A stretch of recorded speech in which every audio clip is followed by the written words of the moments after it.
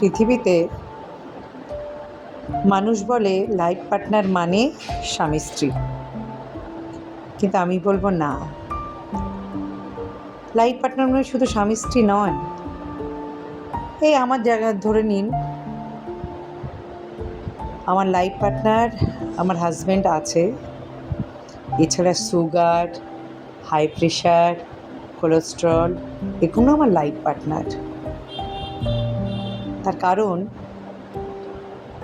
আমার হাজব্যান্ড শুধু আমার সঙ্গে থাকে না, এই তিনজন পার্টনারও আমার শরীরের ভিতরে আছে।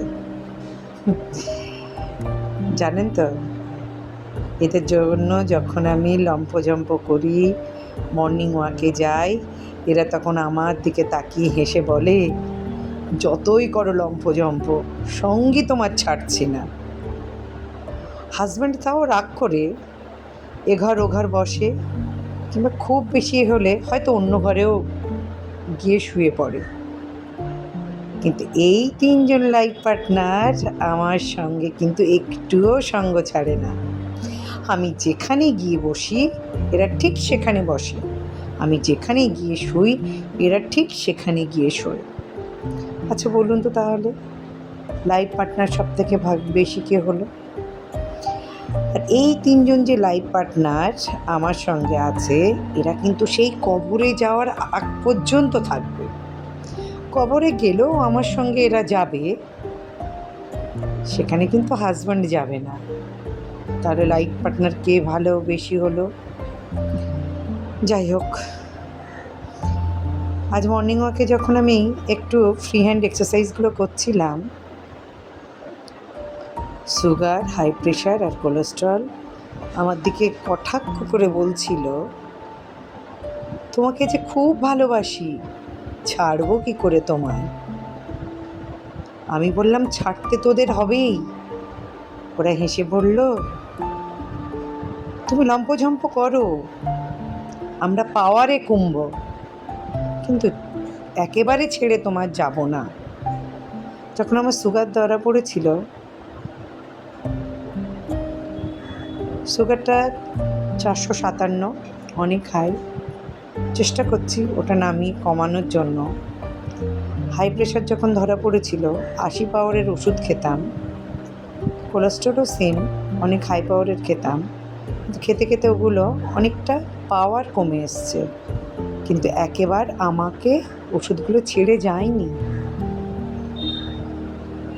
তখন ভাবলাম, এরা ঠিকই বলছে, একেবারে ছেড়ে যাবে না, পাওয়ারটা কমবে।